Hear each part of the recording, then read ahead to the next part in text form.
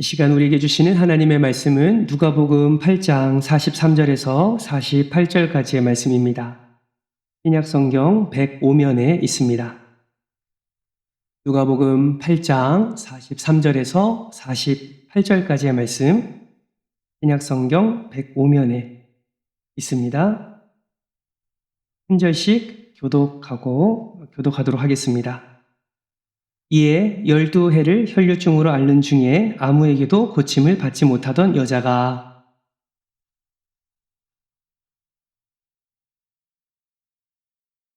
예수께서 이르시되 내게 손을 댄 자가 누구냐 하시니 다 아니라 할 때에 베드로가 이르되 주여 무리가 밀려들어 미나이다.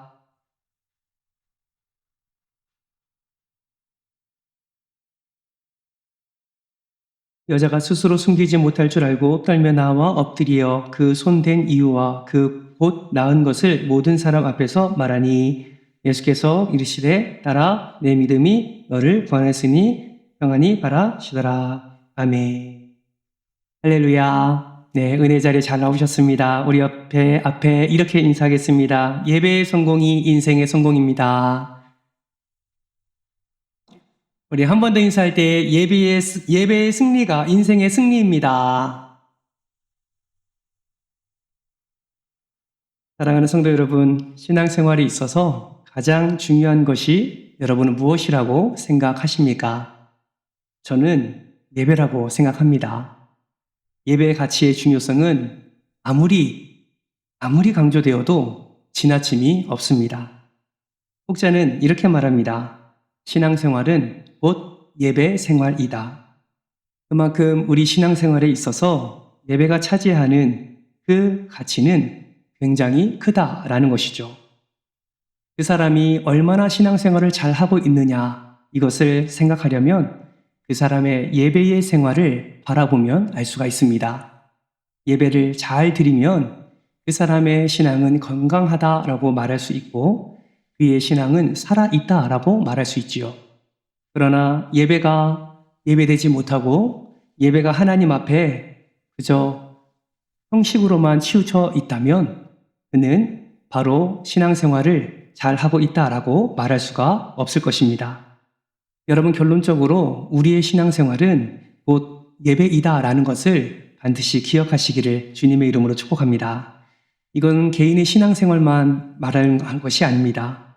교회 공동체에 있어서도 이 예배가 얼마나 중요한지 모릅니다.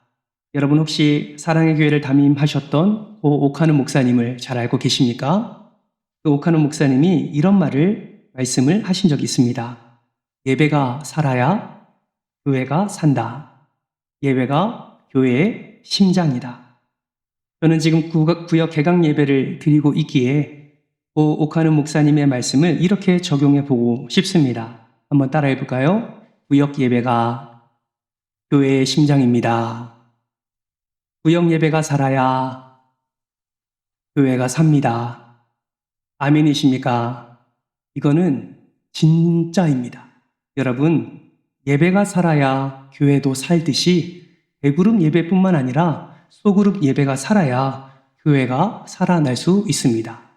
우리는 교회 하면 자꾸 큰 건물만 생각합니다. 여러분, 건물이기 이전에 내가 교회라는 사실을 기억하시길 바랍니다.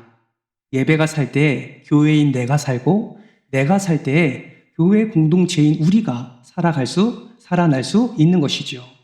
그렇기 때문에 여러분, 소그룹 모임, 소그룹 예배, 그 귀한 예배의 자리가 우리에게 생명을 공급하는 은혜의 자리임을 여러분 기억하시기를 주님의 이름으로 축복합니다. 오늘 본문 말씀은 우리에게 너무 귀한 예배자 한 사람을 소개하고 있습니다. 누구입니까? 우리가 항상 혈류증 여인이라 부르는 이 여인을 우리에게 소개하고 있습니다.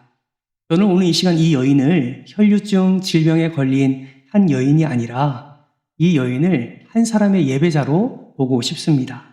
왜냐하면 예배는 주님 앞에 나아가는 행위이기 때문입니다. 여러분, 그렇다면 이 여인은 어떤 예배자였을까요? 이 여인이 예수 그리스도의 은혜를 누린 예배자라면 이 여인은 예배에 어떤 태도로 주님 앞에 나아갔을까요?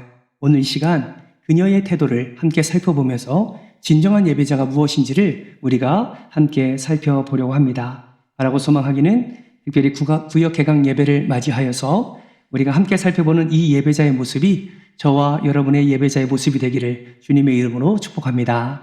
먼저 이 예배자는 어떤 태도로 주님께 나아갔습니까? 첫 번째는 바로 기대입니다. 기대하는 마음으로 나아갔다라는 것이죠. 여러분, 예배의 자리는 항상 기대감이 있어야 합니다. 하나님에 대한 기대감을 가지고 나아가는 자리가 예배의 자리입니다. 예배를 향한 그 기대감이 있느냐 없느냐에 따라서 그 시간에 받는 은혜가 달라집니다. 하나님을 향한 그 기대가 100이라면 그 예배를 통해서 받는 은혜가 100이 될 수 있습니다. 물론 때로는 설교자의 탁월함과 때로는 찬양단의 탁월함과 여러 가지 환경적 요소도 우리가 은혜 받는 데 있어서 그것을 통해서도 은혜를 받을 수 있습니다. 그러나 그것은 부차적인 것이죠. 하나님을 향한 기대감이 얼마나 큰지에 따라서 그 하나님이 부어주시는 은혜를 많이 받고 누릴 수 있습니다. 오늘 본문에 나오는 이 예배자 역시 하나님 앞에 가품고 있었던 기대감이 큰 것을 우리는 알 수가 있습니다. 어떻게 하나님께 큰 기대감을 가지고 있었습니까? 이 여인의 처한 삶을 보면 우리는 더 분명히 그것을 이해할 수 있습니다. 여러분, 혈류증 여인이 어떠한 상황 가운데 있습니까? 오늘 보면 43절 말씀을 한번 보실까요? 같이 한번 읽겠습니다. 시작. 이에 12해를 혈류증으로 앓는 중에 아무에게도 고침받지 못하던 여자가. 아멘. 성경은 지금 이 예배자, 이 여인에 대해서 무엇을 말하고 있습니까? 12해 동안 혈류증을 앓았으며 아무에게도 고침받지 못한 여인이라고 말하고 있습니다.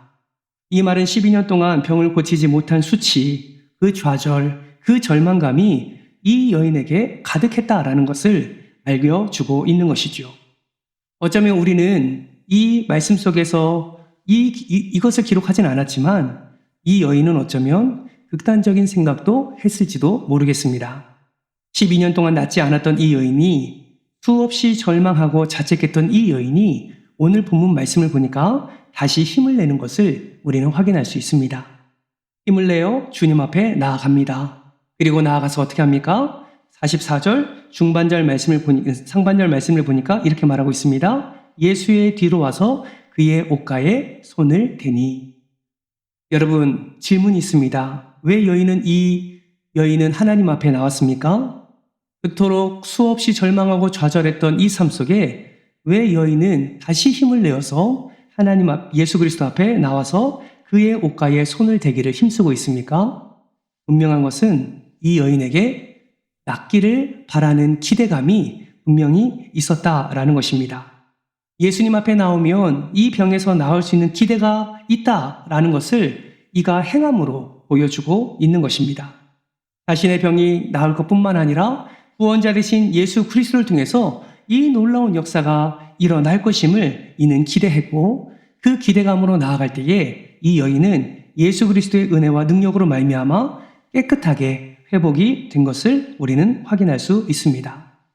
여러분, 하나님이 하나님 되심을 인정하는 것, 그분의 능력을 인정하고 기대하는 것, 그리고 주님 앞에 나와 그 분 앞에 엎드리는 것, 우리는 이러한 자를 뭐라고 부릅니까? 예배자라고 부르는 것이죠. 그러므로 이 여인은 정말 귀한 예배자였음을 우리는 부인할 수가 없습니다. 여러분, 저는 이 예배에 참석한 우리 모두도 이 혈류증 여인의 이 기대하는 마음이 가득하기를 주님의 이름으로 축복합니다. 오늘 모이는 모임뿐만 아니라 여러분 구역 모임에 있어서도 기대감을 가지고 나아가시기를 다시 한번 주님의 이름으로 축복합니다. 기대감 없으면요, 아무런 의미를 발견하지 못합니다. 오늘 예배도 마찬가지예요. 하나님 앞에 기대감 없이 나올 때 아무 은혜를 받지 못하고 그것이 누적되다 보면 하나님의 존재 자체도 인정할 수 없고 이 자리에 나오고 싶은 마음도 없게 되는 것입니다. 그러나 하나님은 분명하게 말씀합니다. 주를 사모하는 자에게 만족함을 허락해 주신다고 말씀하시고 주를 기대하는 자에게 그 기대 이상의 하나님의 놀라운 은혜를 부어주신다 약속하셨습니다. 그러므로 여러분, 날마다 기대함으로 예배 가운데 나아가는 여러분 되시기를 주님의 이름으로 축복합니다. 그러면 이런 기대를 가지고 예배의 자리에 나아갈 때 우리는 어떤 은혜를 누리게 될까요? 먼저 주님께서는 우리를 알아보십니다. 여러분 오늘 보면 45절 말씀을 같이 한번 읽어볼까요? 함께 읽겠습니다. 시작. 예수께서 이르시되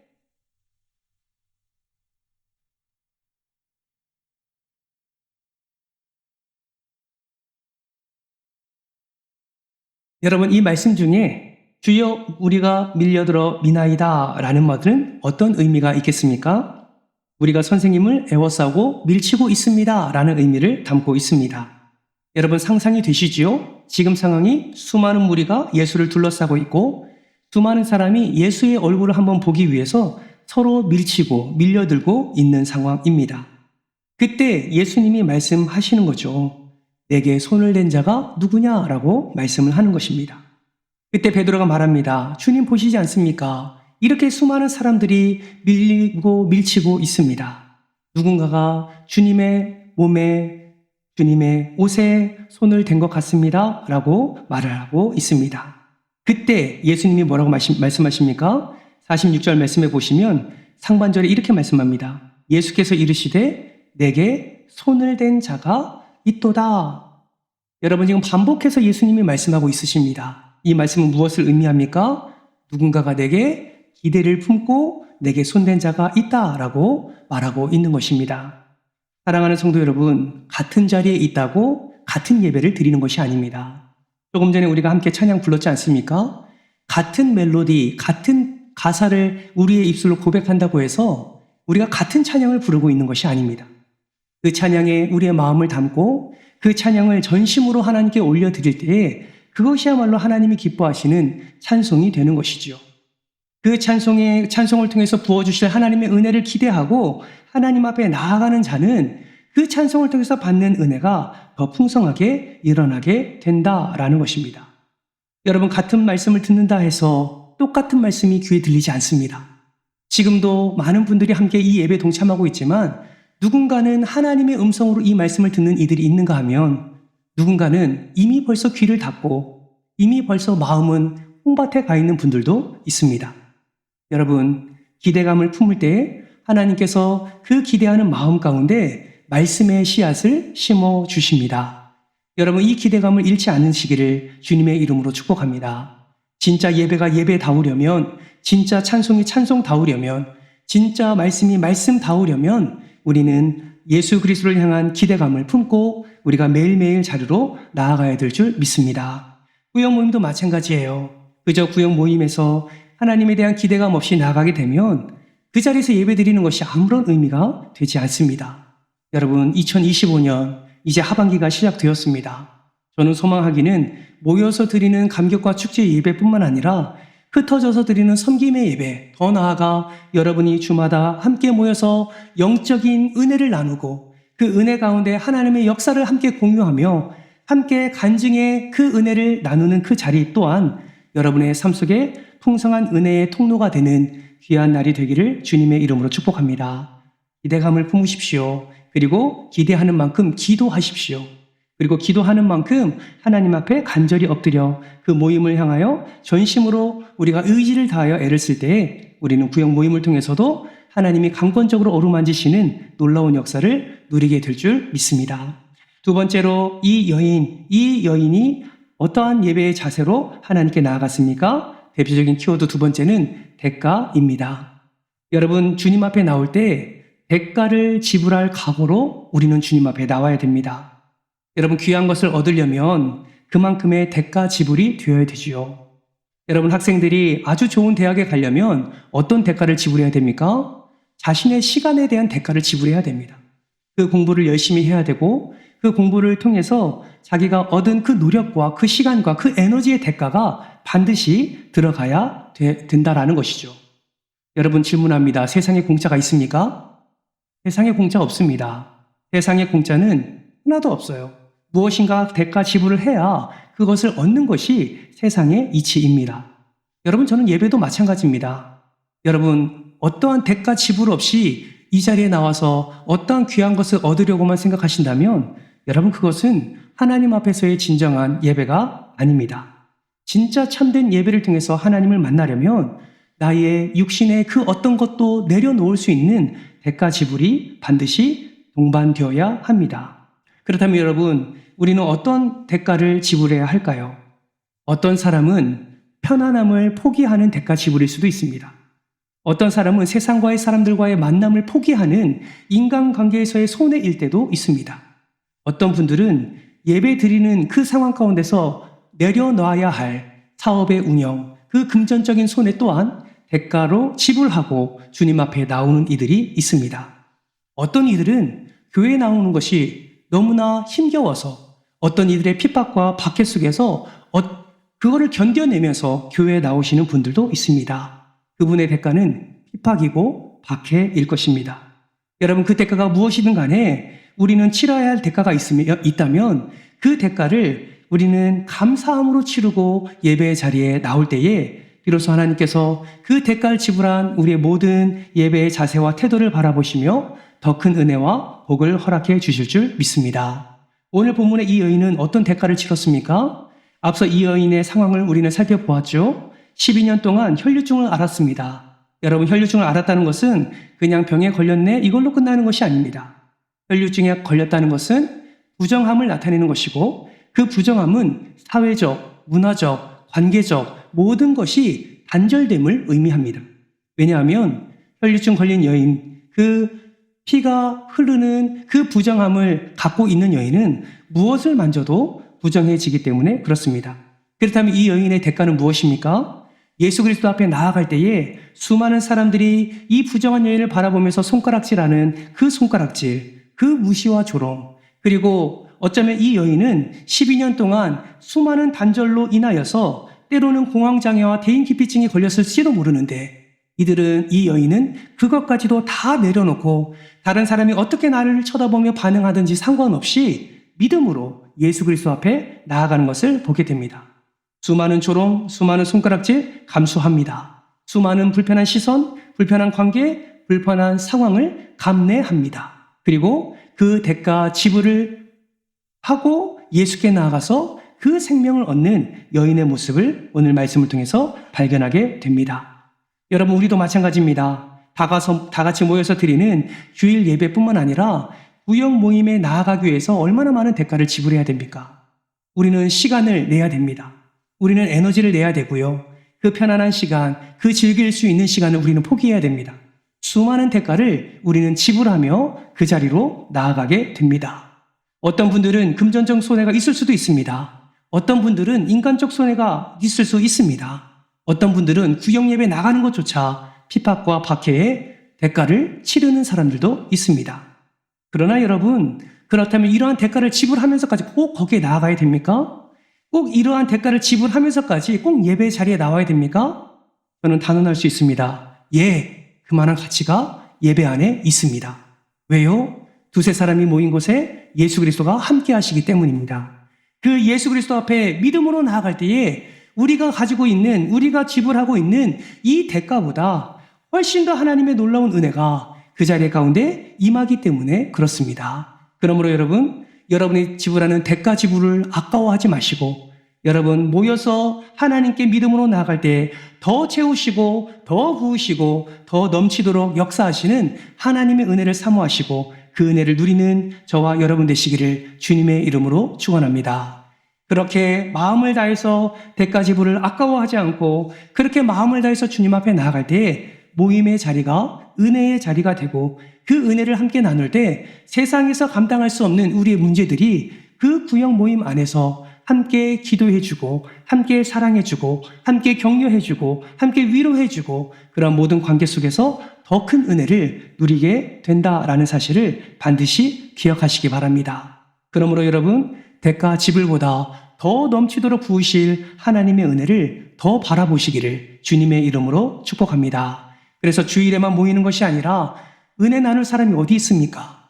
우리 성도들이 함께 모여서 함께 은혜를 나눌 때 그것이야말로 기쁨이어야 되지 않겠습니까? 어떤 분들은 이렇게 말씀하시는 분들이 있습니다. 은혜 나눌 사람이 없습니다. 참 안타까운 거죠.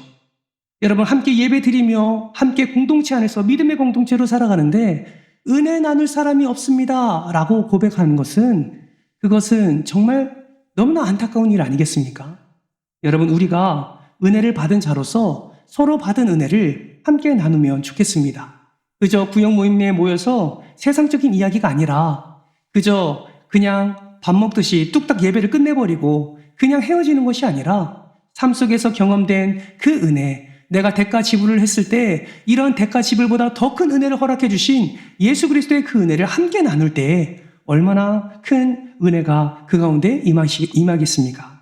정말 여러분에게 축복합니다. 이번 하반기는 구역 모임이 그저 형식이 아니라 그저 은혜를 나누며 함께 기쁨을 누리며 그 은혜 가운데 역사하신 하나님, 그 모임을 통해서 회복하게 하시는 하나님의 은혜가 충만히 넘쳐나기를 주님의 이름으로 축복합니다. 마지막 세 번째 키워드는 음성입니다. 여러분, 우리가 기쁨으로 하나님께 예배 드릴 때에 하나님은 반드시 우리에게 말씀하십니다. 애우나 이렇게 말씀하시는 것이 아니라 말씀으로 우리에게 하나님의 뜻을 나타내 주십니다. 여러분, 이 당시에는 예수 그리스도가 완전한 사람이지 않습니까? 이 여인, 이 예배자는 직접 예수 그리스도를 만났습니다. 이 예수 그리스도를 만났을 때 예수님이 어떻게 반응하셨습니까? 오늘 보면 48절 말씀 같이 한번 읽어볼까요? 함께 읽겠습니다. 시작! 예수께서 이르시되 따라 내 믿음이 너를 구원하였으니 평안히 가라 하시더라. 아멘. 여러분, 예수님이 지금 이 여인과의 만남을 끝으로 이 여인을 돌려보내시면서 무엇을 말씀하고 있습니까? 따라 내 믿음이 너를 구원하였으니 평안히 돌아가라. 여러분, 이 여인이 받은 축복이 무엇입니까? 대부분의 사람들은 예수님을 만남으로 인해서 이 여인이 받은 축복이 혈류증에서 나은 것이 복이다라고 말을 합니다. 네, 그것도 복이지요. 12해 동안 절망했던 이 병으로부터 자유함을 얻는 것, 여러분, 이건 너무나 큰 복이지요. 그러나 이 복보다 더 중요하고 더 가치 있는 복이 있습니다. 여러분, 그것이 무엇인지 아십니까? 바로 예수님이 그 여인을 향해서 따라라고 불러준 그 이름입니다. 여러분, 따라라고 부르는 것이 뭐 대단한 것일까요?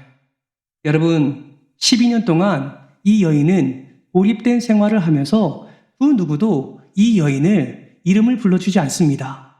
어머니도 아버지도 이 여인에게 가까이 가지 않습니다. 자녀가 있었을까요? 아마 자녀도 가까이 나가지 않았을 겁니다.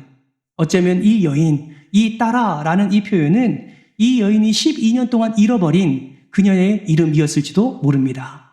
그런데 예수님이 이 잃어버린 여인의 이름을 어떻게 합니까? 그 자리에서 불러주는 거예요. 따라라고 이야기를 해주는 것입니다. 그 누구도 불러주지 않은, 그 누구도 가치 있게 여기지 않은 그 이름을 예수님이 불러주고 있는 것입니다. 여러분, 우리도 마찬가지 아닙니까? 이 여인의 이름을 우리는 모릅니다. 그래서 누가복음의 말씀, 또 다른 복음서의 말씀을 볼 때마다 우리는 이 여인을 어떻게 부릅니까? 혈류증 여인이라고 부르지요. 목사도 혈류증 여인이라고 부르고, 장로도 혈류증 여인이라고 부르고, 권사들도 혈류증 여인이라고 부릅니다. 마치 이런 겁니다. 제가 암에 걸렸는데 회복되었어요. 그런데 여전히 뭐라고 부르는 거예요? 암 목사님 이렇게 부르는 것과 동일합니다. 제가 무좀에 걸렸다가 나았는데 저를 이름을 불러주지 않고 무좀 목사님이라고 불러주는 것과 동일하다라는 것이죠. 여러분, 이 여인의 이름을 누가 부르고 있습니까? 예수님이 불러주고 있습니다. 따라라고 불러주는 것이죠. 여러분, 예배의 자리는 어떤 자리입니까? 우리 주님께서 우리를 따라, 아들아 라고 불러주는 자리가 바로 예배의 자리임을 믿으시기를 바랍니다. 그 음성을 들을 때 우린 더 힘이 나는 것이죠. 그 음성을 들을 때 하나님의 뜻을 더 알게 되는 것이죠. 그 음성을 들을 때 우리는 세상이 아니라 예수 그리스도 안에서 살아갈 담력을 우리는 얻게 되는 것입니다. 사랑하는 성도 여러분, 매일의 예배가, 그리고 주일마다 드려지는 이 예배 가운데 여러분이 간절히 하나님께 나아가는 그 예배의 자리가 하나님의 음성을 듣는 자리가 되기를 주님의 이름으로 축복합니다. 여러분, 다 같이 모여서 드리는 예배만 하나님 말씀하지 않으십니다. 구역 모임을 통해서도, 소그룹 예배를 통해서도 하나님은 우리에게 말씀하십니다. 우리의 이름을 불러주십니다. 그리고 우리를 위로하십니다. 그리고 우리를 따뜻하게 품에 안으시고 하나님의 놀라운 사랑으로 우리와 함께 하십니다. 이 하나님의 음성을 듣는 저와 여러분 되시기를 주님의 이름으로 축원합니다. 말씀을 맺겠습니다. 맥스 루케이드 목사님은 형통한 날의 은혜라는 책에 이런 중요한 말씀을 하셨습니다. 같이 한번 읽어볼까요? 시작! 예배는 우리가 하나님의 얼굴을 보는 시간입니다. 아멘. 하나님께서 우리를 불러서 그분의 얼굴을 보게 하시는 것이 예배다라고 말하고 있습니다. 왜 예배가 하나님의 얼굴을 보는 시간일까요? 하나님의 얼굴을 보는 순간 우리의 얼굴이 바뀌기 때문입니다. 하나님의 얼굴을 보는 순간 우리의 마음이 바뀌게 되기 때문이지요. 여러분, 하나님께서는 지금도 여러분을 기다리고 계십니다. 그저 일주일에 한 번 기다리시는 것이 아니라 매일의 삶 속에서 여러분을 기다리시고 여러분과 함께하기를 원하십니다. 여러분, 일주일에 한 번 어찌 보면 우리에게는 너무나 부담스러운 시간일 수도 있습니다. 그러나 주일 예배에만 만족하지 마시고 하나님의 은혜가 예비된 구역 모임을 통해서도 주님을 깊이 만나시고 그 은혜 가운데 여러분 나아가셔서 하나님이 채우시고 부으시는 놀라운 은혜를 충만히 누리시기를 주님의 이름으로 축복합니다. 그래서 이번 하반기 동안에는 구역 모임의 활성화를 통해서 더욱더 우리가 영적 공동체로 든든히 서가고 또 구역 모임의 활성화를 통해서 정말 우리 구역 안에 간증이 넘쳐나는 그런 놀라운 은혜가 넘쳐나는 그런 하반기 되기를 소망합니다. 이 일에 여러분들 주인공들 되어주시고 또 적극적인 동참과 참여를 통하여서 가정이 회복되고 사업장이 회복되고 더욱더 여러분의 인생과 자녀들의 인생이 하나님의 은혜 가운데 형통의 은혜를 누리는 복된 하반기 되시기를 주님의 이름으로 축원합니다.